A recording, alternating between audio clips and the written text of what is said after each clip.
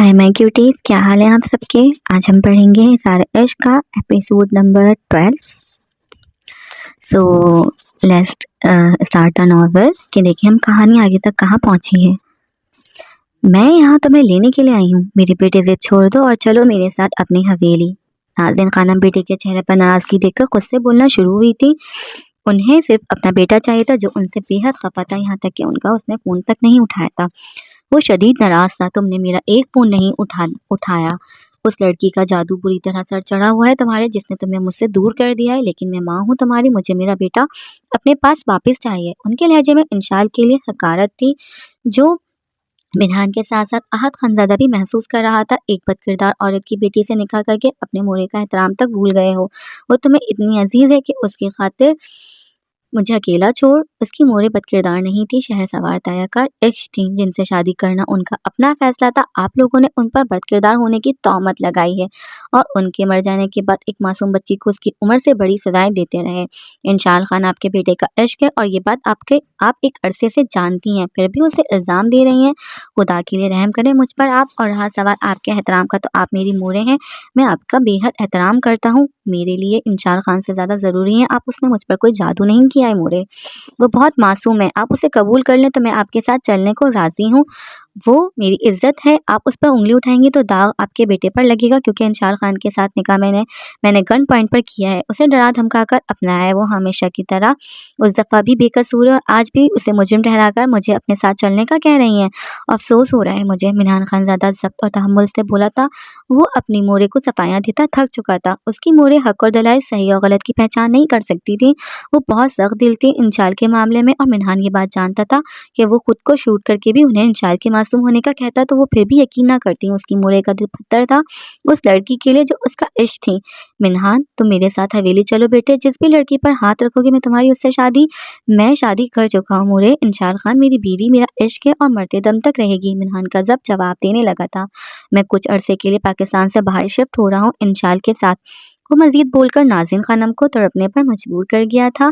अभी तो वो 5 साल बाद आया था, अब फिर कहाँ जाने का बोल रहा था। तुम कहीं नहीं जाओगे मिनहान, मैं तुम्हें कहीं भी जाने नहीं दूंगी। अब खुद से दूर। नाज़िन खानम रोती हुई सोफे से उठती मिनहान की तरफ बढ़ती, उसके सीने से लगी थी। अहद भी अब मिनहान को परेशानी से देख रहा था। जो लड़की आप लोगों को पसंद नहीं आई, आप लोग जिसे बोझ समझते रहे, उसे सबसे दूर लेकर जा रहा हूँ मैं। आपका बेटा उसके बिना जी नहीं सकता। वो मेरी रूह में, मेरी दिल की धड़कन में बसती है मोरे। मिनहान खानज़ादा हारे हुए लहजे में बोला था। अब मेरी वापसी कब हुई मुझे खुद नहीं पता, मगर मैं वापस नहीं आऊँगा। मिनहान, ये तू क्या बोल रहा है? अभी तो आया था और फिर इंशाल्लाह भी वो अकेली ज़रूरी काम से जाना है, और मेरी गैर मौजूदगी में मेरी बीवी यहाँ पर सबके होते हुए भी अकेली होगी। बेहतर है हम दोनों अपनी अलग दुनिया बसा लें। अहद जो एहतजाजन बोलने लगा था कि मिनहान उसकी बात काट गया। तुम कहीं भी नहीं जाओगे मिनहान, बस बहुत हो गया तुम्हारा तमाशा। अपनी माँ को सदा देना चाहते हो ना तुम, फिर से दूर जाकर। मैंने तुम्हारे जज्बात जानकर भी इंशाल से तुम्हारी शादी के लिए हामी नहीं भरी। मैं एक बहन होकर अपनी दीदा की सौगन की बेटी को कभी भी कबूल नहीं कर सकती थी, मगर मैं एक माँ भी तो हूँ और अपना बेटा नहीं खोना चाहती। तुम्हें कहीं भी जाकर अलग अपनी दुनिया बसाने की ज़रूरत नहीं। मेरा बेटा मुझसे नाराज़ है ना, तो क्या मैं उसे मना नहीं सकती? मैं बहुत धूमधाम से अपने बेटे की ख्वाहिश पूरी करूँगी। मैं अपने बेटे खानज़ादा की शादी इंशाल खान से बाइज़्ज़त तरीके से करना चाहती हूँ। मैं तुम्हारी दुल्हन सजाऊँगी, बस तुम मुझे छोड़कर कहीं नहीं जाओ ना। मैं शहर से इस्लामाबाद पहुँचते ही इंशाल और तुम्हारी शादी खानज़ादा ख़ानदान के रस्म व रवाज को मद्देनज़र रखते हुए करना चाहती हूँ। अपनी मोरे को माफ़ कर दो बेटा। मैं समझ नहीं पाई अपने बेटे के जज्बात। नाज़िन खानम रोती हुई बोली थी। उनका दिल हौल उठा था अपने बेटे मिनहान के दूर चले जाने की बात सुनकर। वो अपने बेटे की नाराज़गी दूर करने के लिए कुछ भी कर सकती थी। अगर वो इंशाल को अपनी ज़िद बना चुका था, तो वो उसके आगे झुकने को तैयार हो गई थी। मोरे, आप सच कह रही हैं ना? आप इंशाल को मेरी बीवी के तौर पर कबूल करने को तैयार हो गई हैं? मिनहान खानज़ादा अपनी मोरे की बात सुनकर बेइंतहा खुश हुआ था। वो उनसे एक लम्हे में ही अपनी नाराज़गी ख़त्म कर चुका था। मोरे कुर्बान, अपने बेटे की खुशी के आगे एक ही तो बेटा है मेरा, जो मुझे हर रिश्ते से अजीज़ है। मैं इंशाल खान को दुल्हन बनाकर खुद तुम्हारे कमरे में रुखसत करके लाऊंगी और इंशाल खान ही तुम्हारी तेज सजाएगी। वादा रहा मेरा तुमसे। नाज़िन खानम अपने बेटे के चेहरे से नाराज़गी के साए एक लम्हे में ख़त्म होते उसे खुशी से चांद की तरह चमकते देख खुद भी मुस्कुराकर बोली थी। इंशाल को कबूल करना नामुमकिन था, लेकिन वो बेटे के आगे हारती उसे दुनिया की सबसे बड़ी खुशी दे गई थी। बहुत अच्छा फैसला किया आपने पुप्पो। अहद भी खुशी से बोला था। मिनहान किस कदर इंशाल के इश्क में गिरफ्तार था वो बहुत अच्छी तरह जानता था। वो किस हद तक तड़पा था, कितनी अजियत से इंशाल के बगैर रहा था। अहद हर एक बात का गवाह था। अब मिनहान खानज़ादा की खुशियाँ मुकम्मल होने वाली थी या फिर शायद इम्तिहान तो अभी बाकी था। कहाँ है मेरी बहू, क्या सोई हुई है? अभी तक तंग तो नहीं किया ना उसको तुमने? नाज़रीन खानम खालिद शीरी लहजे में बोली थी। आपकी बहू ने किया है मुझे तंग, वो रोना बंद करे तो मैं उसे तंग करूँ ना? बड़े नखरे दिखाए हैं आपके इकलौते बेटे को आपकी इकलौती बहू ने। मिनहान खानज़ादा नाज़रीन खानम के कंधे पर लाड से चेहरा झुकाकर अकीदत से उनका कंधा चुमते बोला था, लग तो नहीं रहा मुझे ऐसा मेरी बहू को यकीनन तुमने डांटा होगा। इतने गुस्से में उसको घसीट कर हवेली से लाए थे। बच्ची नाजुक दिल है, डर गई होगी। एक तो पहले ही बंदूक की नोक पर निगाह रचाया, उसे डराया हुआ था, ऊपर से मुझे बेखबर रखा। लेकर चलो मुझे कुछ इंशाल के पास, मैं खुद उसके सामने तुम्हारे कान खींचती हूँ। नाज़रीन खानम अच्छी सास होने का सबूत देती मिनहान के कान पकड़ गईं। आप यहाँ बैठे, मैं अभी आता हूँ। इंशाल को उठाकर फिर साथ में नाश्ता करेंगे। आज तो नाश्ता आपकी लाडली बहू ही बनाएगी। 3 दिन मैंने खुद अपने हाथों से नाश्ता बनाकर बहुत आराम करवा लिया है। मिनहान अपने मोड़े को लाड दिखाकर बोला था। अहद भी खुश होकर उन दोनों को देख रहा था। उसे वो हसीना याद आने लगी थी जिसको वो पहली ही मुलाकात में बेहोश कर गया था। अहद अभी सोचों में गुम ही हुआ था कि उसका मोबाइल रिंग हुआ। वो अपने मोबाइल पर शानज़े को कॉल आते देखता फौरन पिक कर गया। मेरी लाडली की अपनी लाला से नाराज़गी ख़त्म हो गई। वो कॉल उठाते ही बोला, लाला मुझे दोपहर 1 बजे तक यूनिवर्सिटी पहुँचना है। आज वहाँ वेलकम पार्टी का इवेंट है। मेरी सब फ्रेंड्स जा रही हैं। आप कहाँ हैं अभी? मैं आपके रूम में गई थी। आप वहाँ? गुड़िया मैं तुम्हारे मिनहान लाला के कान खींचने आया था। मोरे को बता देना। अच्छा सा लंच रेडी करें। मिनहान और इंशाल आप ही हवेली आ रहे हैं। सच में ये तो बहुत खुशी की बात है। शानज़े बेहद खुश हुई थी। उसे अभी मैं बस फ़ोन बंद कर रहा हूँ, तुम रेडी रहना, मैं टाइम से पहुँच जाऊँगा। अहद अपनी बहन की चहकती हुई आवाज़ सुनकर खुशी से बोला था। उसकी बहन पिछले 3 दिन से ना उससे मिली थी ना बात कर रही थी। आज उसने खुद फ़ोन किया था। उसका मतलब था वो अपने लाला से नाराज़गी ख़त्म कर चुकी थी। ओके लाला जल्दी आइएगा। शानज़े का फ़ोन बंद होते ही आहत खानज़ादा अपने मोबाइल अपनी ड्रामा क्वीन की इंस्टाग्राम आईडी ओपन करके उसका खूबसूरत चमकता चेहरा देखने लगा। उसका दिल शिद्दत से उस हसीना के दीदार के बाद मुलाकात का तलबगार हुआ था जो उसका दिल चुरा चुकी थी। मैडम अब तुम भी शादी की तैयारियां पकड़ो, मिनहान शादी कर रहा है, इसके बाद तो मेरा नंबर ही आना है ना बात करनी पड़ेगी तुमसे, प्यार से मना लूंगा, इस बार नहीं डराऊंगा। वो दिल में उससे मुखातिब होता अपना मोबाइल साइड पर रखता अब नाज़रीन खानम के साथ बातों में मसरूफ हो गया था। मिनहान खानज़ादा कमरे में दाखिल हुआ तो इंशाल खान बेडशीट चेंज करती हुई उसे दिखाई दी। उसके लंबे भूरे बाल गीले थे जिनमें से पानी की बूंदें टपक रही थी। उसने ग्रीन कलर का बहुत डिसेंट सा कुर्ता शलवार पहना हुआ था, गले में दुपट्टा था और वो तेजी से बेडशीट चेंज करती दूसरी बेडशीट को वॉश करने के लिए अभी मुड़ी ही थी जब उसकी नज़र मिनहान खानज़ादा पर पड़ी जो उसे बड़ी गहरी निगाहों से देख रहा था। उसके देखने पर इंशाल खान शर्म से कांपने लगी थी। उसका मुंह हीट छोड़ने लगा जबकि दोनों गाल, कान और गर्दन सुर्ख हो गई। सब ठीक तो है ना? गुलाब की तरह से खिल क्यों रही हैं? वो आहिस्तगी से अपने कदम उठाता इंशाल खान की तरफ बढ़ने लगा। वो बेडशीट जोर से पकड़े पीछे की जानिब कदम लेने लगी। वो बेडशीट क्या हवा हुआ है बेडशीट को? वो उसके हाथ में जोर से दबोची हुई बेडशीट की तरफ इशारा करते बोला। इंशाल दीवार से जा लगी थी जबकि मिनहान खानज़ादा उसके बिल्कुल करीब खड़ा उसके जिस्म की लर्जिश मुलाहिजा फरमा रहा था। वो मेरी इंशाल खान बहुत मुझसे पहले से ज़्यादा घबराई थी। वो पहली बार उस तरह की सिचुएशन से गुजर रही थी जब उसे मिनहान खानज़ादा की नज़रों में शरारत नज़र आई थी, वो भी शदीद ज़ुमाइनी शरारत। वो मिनहान खानज़ादा को क्या जवाब दे उसे समझ ही नहीं आ रहा था। जिन नज़रों से वो उसे देख रहा था इंशाल खान उसकी नज़रों में मायने कैसी देख चुकी थी, इसलिए हया से लाल हो रही थी। मिनहान बेडशीट पर ब्लड स्टैंड देख चुका था मगर वो उस दाग को कुछ और ही अपनी समझ के मुताबिक सोच रहा था, मगर वो फिर भी इंशाल खान के मुँह से सुनना चाहता था। मिनहान प्लीज़ जाने दो। इंशाल रूहान सी शक्ल बनाए बोली थी, मतलब मेरी बीवी के पेनफुल डेज स्टार्ट हो गए हैं। वो उसके ऊपर थोड़ा सा झुका और उसके कान में गंभीर सरगोशी में बोला। उसका हाथ इंशाल के पेट को नरमी से छू रहा था। इंशाल शर्मिंदा होते हुए अपनी आंखें मींच गई। वो कोई बहाना सोच ही रही थी जब मिनहान खानज़ादा को अपने से कुछ भी बोलते देखकर और दुख और शदीद शर्मिंदा हुई। मैं आपकी यूज़ की हर चीज़ लाया था, आपको मुझसे शर्मिंदा होने की कोई ज़रूरत नहीं है। मियाँ बीवी एक दूसरे का लिबास होते हैं, इनमें कोई पर्दा नहीं होता। आपको दर्द हो रहा होगा, ये मैं वॉश कर देता, आप बाहर जाए, मोरे आई हैं आपसे मिलना है। मिनान उसके हाथ से बेडशीट पकड़ कर उसके माथे पर लबरकता बोला था, चच्ची वो क्या मुझसे मिलने? मोरे आपको बाहर याद कर रहे हैं, आप जाए, मैं उससे क्लीन करके आता हूँ बस 2 मिनट में। इंशाल खान खुशगवार हैरत से बोल ही रही थी जब मिनहान उसके गाल पर अपना हाथ रखता भारी आवाज़ में बोला था, नहीं मैं खुद वॉश। आप जाएं, खादिम ऑन ड्यूटी है। मिनहान खानज़ादा उसकी ठोड़ी पकड़कर उसके लबों को नरमी से चूमता हुआ बोल रहा था। इंशाल उसकी शर्ट अपने हाथ की मुट्ठियों में जकड़े हुए थी। वो अभी कुछ कहती जब उनके रूम का दरवाज़ा खुला और नाज़िम खानम अंदर दाखिल हो गई। मिनहान खानज़ादा करंट खाकर इंशाल से दूर हुआ, जबकि इंशाल तो ऐसी हो गई जैसे काटो तो बदन में लहू नहीं। नाज़िम खानम उन दोनों को देख चुकी थी, उनकी आंखों में चिंगारियां दह गई थी, मगर फिर वो बेटे की खुशी का सोचकर नॉर्मल हो गई और यूं जाहिर करने लगी कि जैसे उन्होंने कुछ भी नहीं देखा हो। अस्सलाम वालेकुम चाची। इंशाल अपने सर पर दुपट्टा लेती हुई नाज़िम खानम की तरफ बढ़ी, जिनकी नज़र मिनान के हाथ में मौजूद सफ़ेद बेडशीट पर थी जिसमें खून के धब्बे थे। तो उनका बेटा उसे बीवी होने का हक भी दे गया था। इंशाल के बाल गीले थे, वो हल्का हल्का कांपती हुई लाल सुर्ख हो रही थी, जबकि उनके बेटे के बाल भी हल्के से नम थे। वो भी एक रिवायती औरत थी, आंखों देखे पर कुछ भी सोच लेती थी। बिनहान अपने मुड़े की नजरें बेडशीट पर देखता दिल में कमिंगी सी हंसी हंस रहा था। जो क्या सोच रही थी वो समझ गया था। मैं आता हूँ, आप लोग बातें करें। वो इंशाल को मायने ख़ेज़ी से देखकर बोलता वॉशरूम चला गया था। नाज़िम खानम इंशाल की सरता पाँव देखती सोफे पे बैठ गई थी। यहाँ आओ लड़की, उनका लहजा काट-तार था। इंशाल सहम कर उन्हें देखने लगी। तुम्हें क्या लगा था कि मैं तुमसे अब इस तरह से बात किया करूँगी? नहीं मेरी बेटी, यहाँ आओ मेरे पास। मिनान खानज़ादा कुछ सेकंड्स में ही बेडशीट वॉशिंग मशीन में डालकर बाहर आ गया। वो अपनी माँ के नर्म लहजे पर उन्हें मुस्कुराकर देख रहा था। इंशाल को डरकर नाज़िम खानम को देखती, उनके सख्त लहजे को मीठी चाशनी में तब्दील होते देखती कोई ख्वाब समझने लगी। जब मिनहान ने उसे दोनों शोल्डर से पकड़ा और अपने मोड़े नाज़िम खानम के साथ सोफे पर बिठा दिया। देखो इंशाल, मुझे माफ़ कर दो, मैंने बहुत ज़्यादतियाँ की हैं तुम्हारे साथ। मैं तुम्हें और मिनहान को लेने आई हूँ और बाइज़्ज़त तरीके से शहरयार से बात करके तुम्हें रुखसत करूँगी। नाज़िम खानम मीठे नर्म लहजे में बोल रही थी। इंशाल खान हैरान परेशान नाज़िम खानम को देख रही थी। उसे ये सब अपना ख्वाब लग रहा था। मोरे, आप माफ़ी क्यों मांग रही हैं? आपने ये रिश्ता कबूल कर लिया हमारे लिए, इतना ही बहुत है। ठीक कह रहा हूँ ना इंशाल? मिनहान खानज़ादा उनके कदमों में बैठकर उनका हाथ चूमते हुए आखिर में सदमे की कैफियत में बैठी इंशाल की राय लेने लगा। जी जी, ठीक कहा। मैं नाश्ता बनाना, कोई ज़रूरत नहीं आपको नाश्ता बनाने की, मैं ऑर्डर कर रहा हूँ। आप मोरे से बातें करें, मैं आहत के पास जा रहा हूँ। नाश्ता करने के बाद हमें इस्लामाबाद के लिए निकलना है। मिनहान खानज़ादा उन दोनों को एक साथ देखकर खुश होता पुरसुकून लहजे में बोला था। एक तो इंशाल की तबीयत ख़राब थी और वो चाहता था कि उसकी मोरे और इंशाल के बीच जो भी गिले शिकवे हों सब दूर हो जाए। हाँ बेटी, तुम मेरे साथ बातें करो ताकि तुम्हारे दिल में जो भी मैल हो मेरे लिए वो साफ़ हो जाए। जाओ बेटा मिनहान, तुम आहत के पास बैठो, हम दोनों भी बस कुछ देर तक बाहर आते हैं।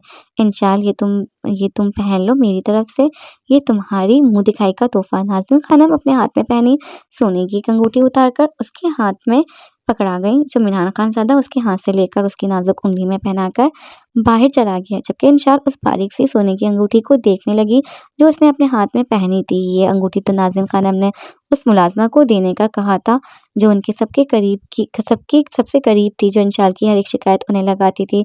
वो नज़रें झुकाकर बैठी थी, यही सोच रही थी। फिर उसे नाज़िम खानम की माफ़ी याद आई और उसने अपने ज़हन में आती हर एक सोच छटक दी।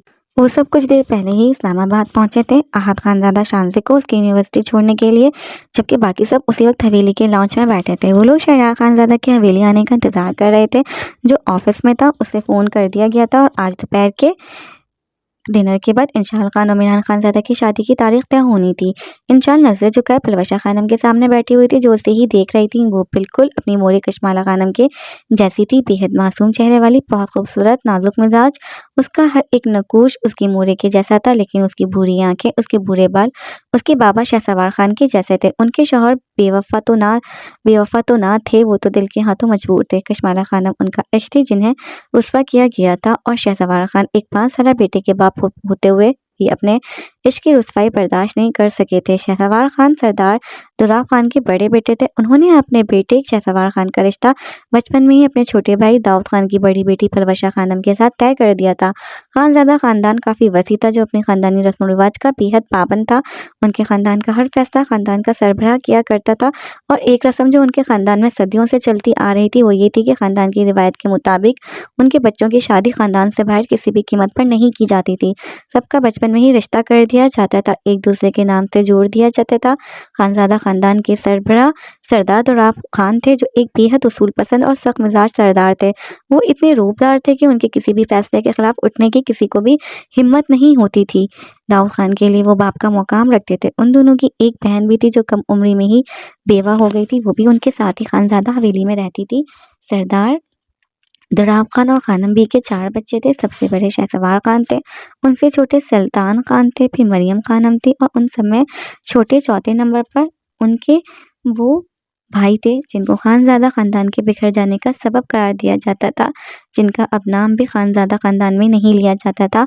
दाऊद खान के भी 4 बच्चे थे, उनमें बड़े हाशिम खान थे, दूसरे नंबर पर ज़मान खान थे, फिर पलवशा खानम थी और आखिर में नाज़नीन खानम, जबकि सरदार दुराब की बेवा बहन की 2 बेटियां थीं, बड़ी गज़ाला खानम और उनसे काफ़ी छोटी कशमाला खानम थीं, जो उन सब कज़न्स में भी बहुत छोटी थीं। वो अपने ख़ानदान की सबसे छोटी और लाडली लड़की थी। शहसवार खान और पलवशा खानम की शादी के 2 साल बाद उनका बेटा शहरयार खानज़ादा हो गया था। वो ख़ानदान का सबसे बड़ा और पहला वारिस था।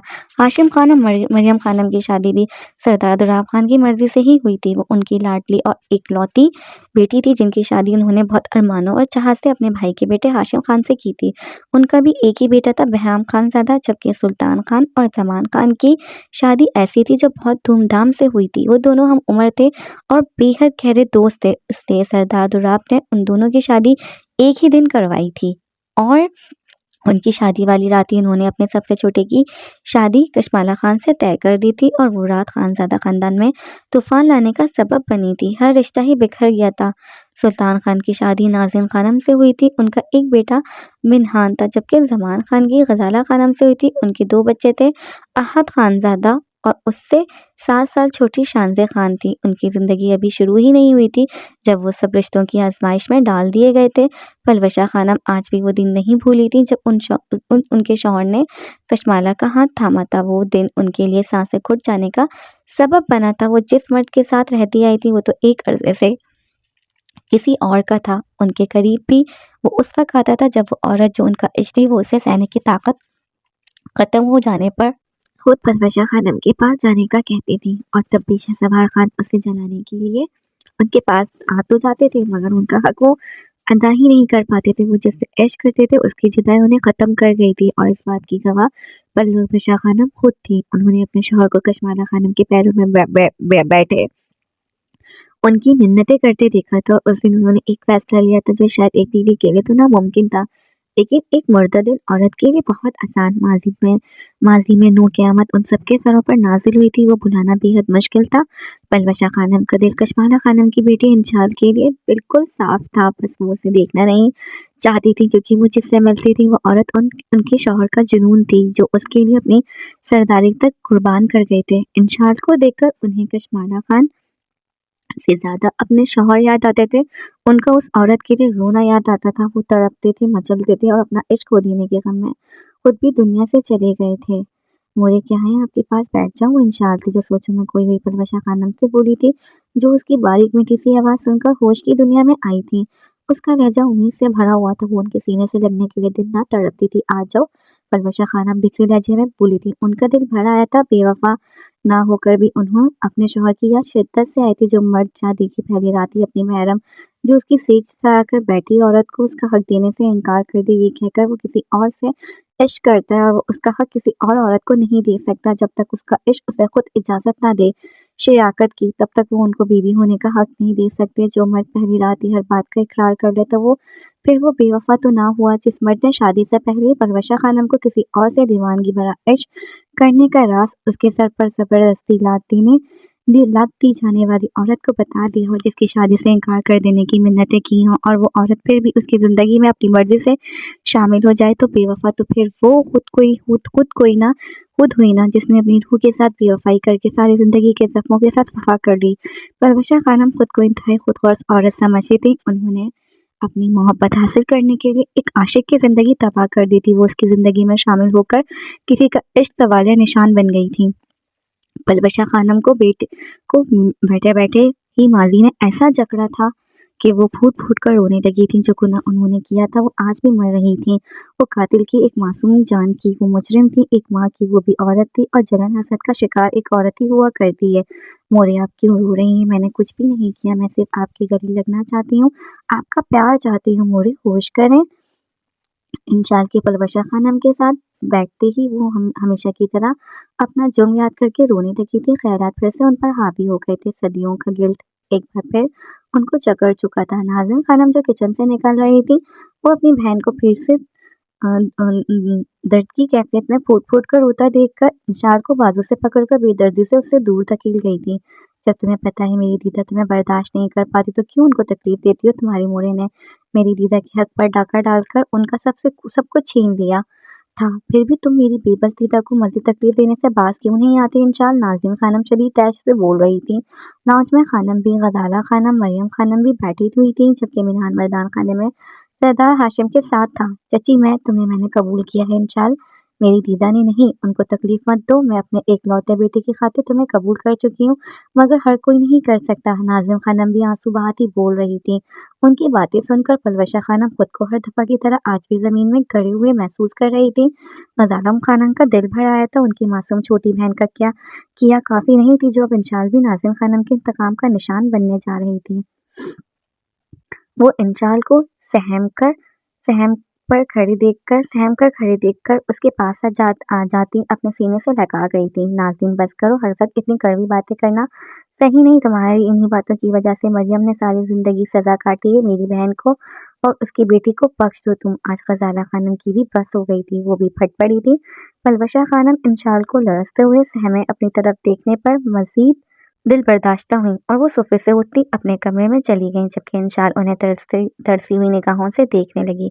उसने अपनी आंखें रगड़कर साफ की और अपनी खाला के गिर्द बाजू घायल कर गई। खाला मोरे, एक दिन तो मुझे अपना लेंगी ना, मुझसे प्यार करेंगी ना? इंशाल हर दफ़ा की तरह इस बार भी एक उम्मीद से बोली थी, मेरी बेटी, अल्लाह सब कुछ बेहतर करना जानता है, सब ठीक हो जाएगा। एक दिन तुम बैठो यहाँ, आज इतनी खुशी का दिन दिन दिन है, तारीख तय होनी है, शादी की आंखें सूज जाएंगी, फिर मिनहान भी नाराज़ होगा। गज़ाला खानम इंशाल का माथा चूमते बोली थी। वो उसे खानम भी और मरियम खानम के पास बिठा दी किचन में सारे इंतजामात देखने चली गई। मिशी, कहाँ हो तुम यार, कब तक पहुंचोगी? मैं वेट कर रही हूँ। ईशा, जो बिल्कुल अभी यूनिवर्सिटी पहुंची थी, वो गाड़ी से उतरते हुए मशाइम को कॉल करती उसके यूनिवर्सिटी आने का पूछने लगी। वो ब्लैक कलर की स्कर्ट पर पिंक फुल स्लीव टॉप पहने हुए थी। लंबे सियाह बाल फुली ओपन थे, जिन पर नीचे की तरफ लाइट से कर्ल्स डाले हुए थे।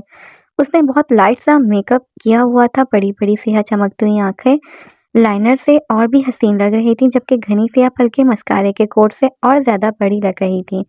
हल्के से भरे हुए कटावदार होंठ पिंक ग्लॉस से और भी अट्रैक्टिव लग रहे थे। वो आज हद से ज्यादा हसीन लग रही थी। लाइट से ज्वेलरी पहने, अपने हाथ में क्लच पकड़े, मशाइम से कॉल पर बात करते हुए वो यूनिवर्सिटी की एंट्रेंस की तरफ बढ़ रही। यार बस निकलने लगी हूँ ईशू, डोंट वरी, मैं टाइम से पहुँच जाऊँगी। और हाँ ईशू, क्या तुम्हारी वो फ्रेंड भी आ रही है जिसने तुम्हारी हेल्प की थी? मैंने तो खास उससे मिलना है यार, मशाइम अपनी चीज़ें समेटती हुई बोली थी। हाँ, कल रात ही मेरी उससे बात हुई थी। पहले तो वो नहीं आ रही थी, मगर मेरे इंसिस्ट करने पर वो आ रही है। और लो, वो तो पहुंच भी गई, बस तुम जल्दी आ जाओ। Okay bye. ईशा, जो अपने सामने गाड़ी से उतरती शानज़िब को देखकर मशाइम को जल्दी आने का कहती कॉल बंद करके उसकी तरफ बढ़ी थी कि वो कुछ देर के लिए अपनी जगह पर ही फ्रीज हो गई। अहाद खानज़ादा, जो शानज़िब को फ्री होने पर कॉल करने का कहता, चारों तरफ अपनी निगाहें दौड़ा रहा था कि उसकी नज़र सामने की जानिब ही अटक गई। उसने सर से पांव तक ईशा अंसारी का मुआयना किया और उसकी आंखें लहू आलूद होने लगी, जिनमें ऐसी तपिश थी जो ईशा को अपने अंदर धंसती हुई महसूस होने लगी। उसे उन आंखों की घूरी से खौफ आया और फिर वो अपनी नज़रें झुका गई। शानज़े खान, जो ईशा को अपने से कुछ कदमों के फासले पर खड़े देख चुकी थी, वो उसकी जानिब कदम बढ़ाने लगी। शानज़े को कोई मूड नहीं था आने का, मगर ईशा ने उसे कल रात कॉल की थी और लाजमी आने का कहा था।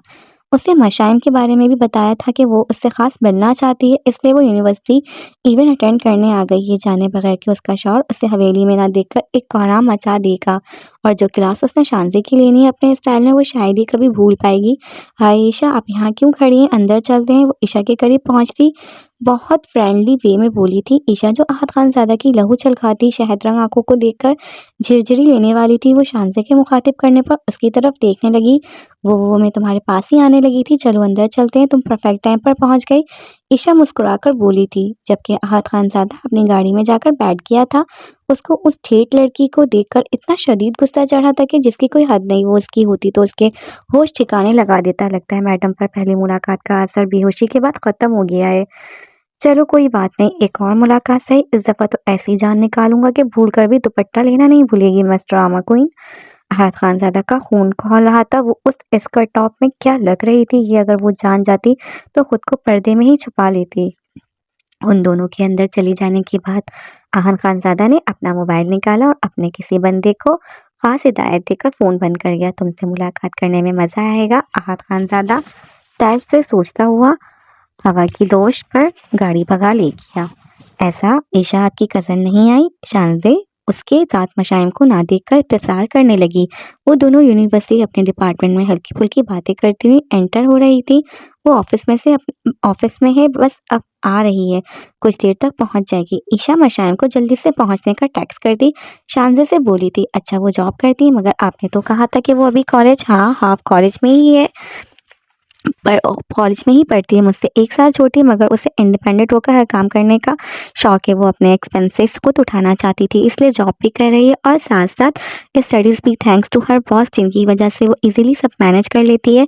ईशा बहुत प्राउडली बोली थी। वो मशाइम पर बहुत प्राउड फील करती थी, जो बगैर किसी डर खौफ के हर काम कर जाया करती थी। Wish best for her. अब तो मुझे एक्साइटमेंट हो रही है उनसे मिलने की।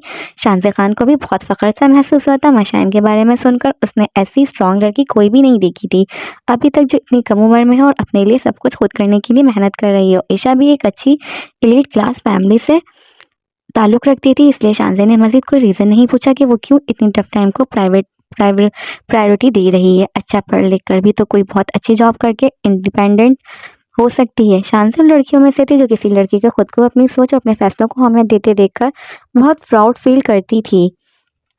वो बहुत एक्साइटेड थी ऐसी पहली लड़की को देखने के लिए जो छोटी सी उम्र में खुद को मजबूत बना रही थी, वरना उसने इन चाल को ही देखा था जो बात बात पर सहम जाती थी। और एक वो खुद भी थी जो अपने लाला की तरह आर्मी ज्वाइन करना चाहती थी, मगर उसका ये ख्वाब कभी भी पूरा नहीं हो सकता था। पहली बात तो उनके ख़ानदान की लड़कियों को जॉब करने की इजाज़त नहीं थी, दूसरा उसे बहुत मुश्किल से सबके खिलाफ जाकर उसके लाला ने एजुकेशन में एडमिशन दिलाया था।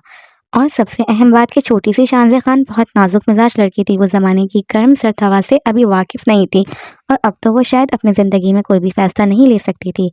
अहमद भाई, मैंने अपना सारा काम कंप्लीट कर चुकी हूँ। जो फाइल आपने दी थी उसे बॉस के ऑफिस में फाइनल करके रख दिया है मैंने। और हाँ, ये यूएसबी रायन भाई ने मुझे दी थी कि आपको दे दूँ जब वो कंस्ट्रक्शन साइट विजिट करने के लिए निकल रहे थे, क्योंकि सर शहयार तो आज आए नहीं और मैं भी बस जा रही हूँ। तो अगर वो मेरे जाने के बाद आ गए तो आप उन्हें ये दे देना। मशाइम सब कुछ वाइंड अप करती है। हमर के कैबिन में जाती बोली थी, आज सुबह से शहयार खानज़ादा अपने दूसरे ऑफिस में था और उसने कंस्ट्रक्शन साइट विजिट करने के लिए आज रायन अंसारी को कहा था, क्योंकि उसे अर्जेंटली एक ज़रूरी काम ख़त्म करके हवेली जाना था जहां उसका इंतज़ार हो रहा था। उसे कुछ देर पहले ही मिनार और इंशाल के हवेली वापस आने की खबर मिली थी। वो अपनी बहन और अपने नाराज़ लाडले मिनहान खानज़ादा से मिलने के लिए बेचैन हुआ था, मगर उसे हवेली जाने से पहले एक इम्पॉर्टेंट यूएसबी मशाइम से लेनी थी जो रायन ने उसे दी थी। वो एक हद से ज़्यादा मसरूफ़ रहा था, दिल बेईमान हो रहा था अपनी पटाखा का दीदार करने के लिए, इसलिए वो यूएसबी के बहाने उसका दीदार ही तो करने जा रहा था। मशाइम अपने मोबाइल पर राइड बुक करती ऑफिस से निकली थी। वो लिफ्ट में पहुंचकर अभी पार्किंग में ही आई थी कि उसकी राइड कैंसिल हो गई। शिट, क्या मसला है भाई, आज भी कोई मनहूस दिन है क्या? एक तो ऑफिस से यूनिवर्सिटी पूरे घंटे का रास्ता है, रिक्शे में तो बिल्कुल जाने का मूड नहीं मेरा। जब से मामा से झूठ बोलकर ऑफिस ज्वाइन किया है, कोई दिन ऐसा नहीं गुजरा जो मुझे शदीद मनहूस ना लगा हो। ऊपर से ये सर शहरयार इतना ज़्यादा काम असाइन कर दिया, मुझे बोनस दिया है, तो अब हड्डियों तक निचोड़ कर निकालेंगे क्या? क्या करूं अब, यूं नहीं तो हर हाल में जाना है। चलो रिक्शा ही कर लेती हूँ। अभी इतनी धूप निकली हुई थी और अब ये बारिश। उफ अल्लाह मियाँ, क्या आप मुझे यूनिवर्सिटी नहीं जाने देना चाहते क्या? शाम का तो गुस्से से बुरा हाल हो रहा था। एक तो वो लेट हो रही थी, ऊपर से उसकी राइड कैंसिल हो गई थी और अब बारिश होना भी शुरू हो गई थी। के नंबर पर ईशा की कॉल आ रही थी। हेलो, आ रही हूँ, थोड़ा कुछ लेट हो गई हूँ, कुछ देर तक पहुँच जाऊँगी। मशाइम कॉल उठाकर बोलती फिर से राइड बुक करने लगी थी। शहयार खानज़ादा जो अभी ऑफिस की पार्किंग में एंटर हुआ था कि उसे लाल सुर्ख गुस्से से भरा चेहरा देखकर मोबाइल स्क्रीन को दांत पीस कर देखती मशाइम दिखाई दी। उफ, वो क्या लग रही थी। शहयार खानज़ादा अपनी पलक को भी जंबिश देना भूल गया। वो उसे दांत पीसती हुई इतनी हसीन लगी थी कि शहयार खानज़ादा उसे चेक आउट भी नहीं करा। वो बस दिल भरकर उसके हसीन चेहरे का दीदार करने लगा। उसके हसीन चेहरे से नज़र हटे तो उनका लिबास मंजर दीदार का हिस्सा बने। वो तो अपनी अदाओं से ही हमें गुमनान करने का फ़न जानते हैं। शहयार खानज़ादा का दिल हथेली पर धड़कने लगा था। वो हद से ज़्यादा हसीन लग रही थी। उसको निगाहें मोबाइल से हटाकर सामने अपनी जानिब देखने पर वो सटपटाकर सीधा हुआ और फिर खुद ही हंसने लगा। उसकी गाड़ी के शीशे तो टेंटेड थे, वो जी भरकर उसे देख सकता था, मगर उसकी भोली बेहद मासूम रोने जैसी शक्ल देखकर वो दिल के हाथों मजबूर होता गाड़ी का दरवाज़ा अनलॉक करके उतर गया। मशाइम, जिसकी राइड फिर से कैंसिल हो गई थी, तो यूं क्यूट सा चेहरा बनाए दांत पीसकर अपने आईफोन को घूरने का अंजाम दे रही थी, जब बड़ी सी चमचमाती हुई सिया लैंड क्रूजर उसके सामने आकर रुकी। वो शहर खानज़ादा की गाड़ी को पहचान गई थी, जो अपनी गाड़ी से उतरकर उसकी जानिब आ रहा था। अब वो उसे ऊपर से नीचे एक लाइट से निगाह से चेकआउट कर रहा था। वो एलिगेंट से पिंक कलर की पिंडलियों तक आती स्कर्ट पहने हुए थी, जिसके साथ ब्लैक कलर की फिटिंग वाला लाइट सा ऑफ शोल्डर वाला टॉप पहना हुआ था, जिससे उसके दूधिया कंधे नजर आ रहे थे। गर्दन में वही डायमंड का बटरफ्लाई वाला पेंडेंट था, कानों में भी वही मैचिंग ईयररिंग्स, जबकि हाथ में भी वही ब्रेसलेट था जो वो हमेशा से पहने रखती थी। उसने आज सीधे हाथ की इंडेक्स फिंगर में एक ब्लैक कलर की रिंग पहनी हुई थी, जो उसकी मखरूती उंगली को मजीद हाईलाइट कर रही थी। उसने हाथों और पाँव में ब्लैक कलर की नेल पेंट लगाई हुई थी। हसीन से नाजुक पाँव ब्लैक कलर की पेंसिल हिल में चमकते हुए चुम लेने की दावत खास दे रहे थे। मशाइम सालार के सुनहरी बाल आज बिल्कुल स्ट्रेट ओपन थे, जो उसकी कमर तक आ रहे थे, जबकि फ्रंट से पेयर्स बनाई हुई थी, जो उसकी क्यूटनेस और ज़्यादा बढ़ा रही थी। हीजल आंखें काजल की कैद में किसी को भी अपने असीर बना लेने का काम अंजाम दे रही थी। घनी बड़ी बड़ी पलकें मस्कारा के डबल कोट से और भी ज़्यादा गहरी लग रही थी, जैसे कोई तेज़ तलवार जो सीने से दिल निकाल दे। गुलाबी कटावदार लब बेहद रसीले लग रहे थे, जो हल्क में कांटे उगाने का सबब बन रहे थे, और वो भूरा तिल जो उसके बलाई लब के ऊपर था। शहयार खानज़ादा मर जाए बार बार उसका दीदार करने पर। वो बहुत ज़्यादा खूबसूरत थी, बहुत हसीन। उसका बल खाता जैसे मधोशी की गहराई में गिराने का फंकार था। वो इस कदर हुस्न लिए जो दावती नज़ारा पेश कर रही थी। वो शहयार खानज़ादा के अंदर आग लगा गया था। उसका दिल चाह उसे अपनी बाहों में कैद कर ले, कहीं छुपा ले। वो उसे देखकर अपने होंठ में जलते हुए शोले महसूस कर रहा था। गुस्सा उसके कान और मुंह तक की पिछली गर्दन को भी लाल कर गया था। हाथों की रगें फूलने लगी थी। हक होता तुम पर तो उस गाड़ी में ही आज तुम्हारी चीखें निकलवा देता। देखो तो जरा मासूमियत की मूरत, चराग बिल्ली रोंदू शक्ल बनाए खड़ी है, अपने डंपल्स दिखाकर मुझे तड़पा रही है। आने दो जरा हाथ, उसका सारा रस निचोड़ लेना है मैंने। इतनी प्यारी है, छोटी सी, और हुस्न तो इतना है कि डरता हूँ अगर बीवी बनाकर सख्ती से हाथ लगा ले तो कहीं मैली ही ना हो जाए। अभी अगर रेसिंग पर एतराज़ किया तो ऐसा ना हो मेरे ही कपड़े फाड़ दे। जब ये उस हराम वलीद जैसे को मुंह लाल करने की धमकी दे सकती है, तो शरार गुस्से में तेरा भी सर फाड़ सकती है। Be careful, you are her sugar daddy, she is your sugar baby. प्यार से हैंडल कर लूँगा। उसके घर में अलाउड होगा ऐसे ड्रेसिंग करना। सब बच्चे संभल कर कुछ बोलते नहीं होंगे, लेकिन मैं क्या करूँ, अपने गर्म खून का खानज़ादा खून है, आग लग जाती है उसे कोई देखे। ये सोचकर भी पता नहीं क्यों इतना अट्रैक्ट हो गया हूँ, मुझे अपनी तरफ खींचती है पटाखा मेरी। शहर खानज़ादा मुसलसल उसकी तरफ देखता सोचे जा रहा था। वो मशाइम के पास चंद ही कदमों के फासले पर आकर रुक गया। Hello, is everything okay? कोई इशू है तो आई कैन हेल्प यू। उसके कुछ भी कहने से पहले संजीदा लहजे में बोला, हेलो सर। वो मैं आई एम सॉरी, आज फिर से मैंने ऑफिस का रूल ब्रेक कर दिया।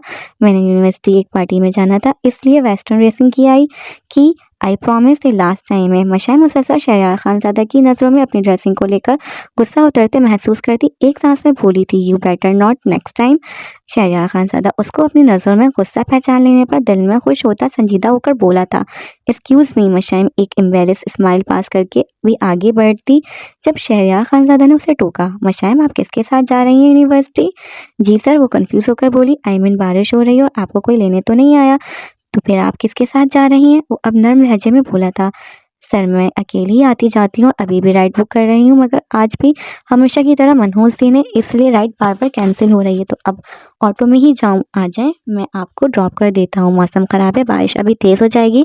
शहरयार खानज़ादा तो उसकी बात सुनकर पहले से ज़्यादा गुस्सा हो गया। वो इतनी सी थी, कोई खौफ कोई डर कुछ भी नहीं था, और उसकी फैमिली कैसे अकेले आना जाना अलाउ कर रही थी। नो थैंक्स, मैं खुद आ जाऊँ। मशाइम, लेट हो रही हो आई थिंक। मशाइम के नंबर पर लगातार कॉल्स आती देखकर वो फिर से बोला। उसका दिल ही नहीं मान रहा था उसे अकेले जाने देने का। बट सर, मेरी मामा अलाउ। अभी ऑटो में जाओगी तब मामा अलाउ कर देंगी, राइड वाला भी तो भाई नहीं ना। आ जाओ, बार बार कॉल्स आ रही हैं, मैं वैसे ही घर जा रहा था, आपको ड्रॉप कर दूंगा। शहरयार खानज़ादा उसके इनकार करने पर अपने डोमिनेटिंग टोन में वापस आया था। मशाइम बारिश में तेज़ी देखकर उसके साथ जाने के लिए राज़ी हो गया, और कोई ऑप्शन नहीं था। ज़्यादा लेट होने पर ईशा ने उसका गला दबा देना था। ओके थैंक यू, मध्यम आवाज़ में कहती अपना मोबाइल साइलेंट कर गई। आ जाए, वैसे कौन सी यूनिवर्सिटी जाना है? शहरा खानज़ादा गाड़ी अनलॉक करके ड्राइविंग सीट का दरवाज़ा खोलते हुए विचार करने लगा। मशाइम मुझसे मतलूबा यूनिवर्सिटी का नाम बताकर पिछली सीट तरफ बैठती। जब शहरा खानज़ादा उसे टोक गया, मैं आपका ड्राइवर नहीं हूँ, आगे आकर बैठे, तो आप मेरे डैडी भी नहीं है जो मैं आगे बैठूँ। अब मशाइम भी आंखें घुमाकर बोली थी, नहीं हूँ तो बन जाऊँगा डैडी हमारे बच्चों का। शहरयार उसकी आंखें घुमाने वाली अदा कर घायल हुआ था। व्हाट, क्या कहा आपने? मैंने सुना नहीं। वो शहरयार खानज़ादा की ना होने जैसी आवाज़ सुनकर मज़ीद कन्फ्यूज़ होकर बोली थी, नथिंग नथिंग। आप आगे बैठें ताकि हम टाइम से पहुंच जाएं। शहरयार खानज़ादा सॉफ्ट से स्माइल करता गाड़ी में बैठ गया, जबकि मशाइम भी उसके साथ ही फ्रंट सीट पर बैठ गया और शहरयार खानज़ादा ने अपनी गाड़ी स्टार्ट कर दी।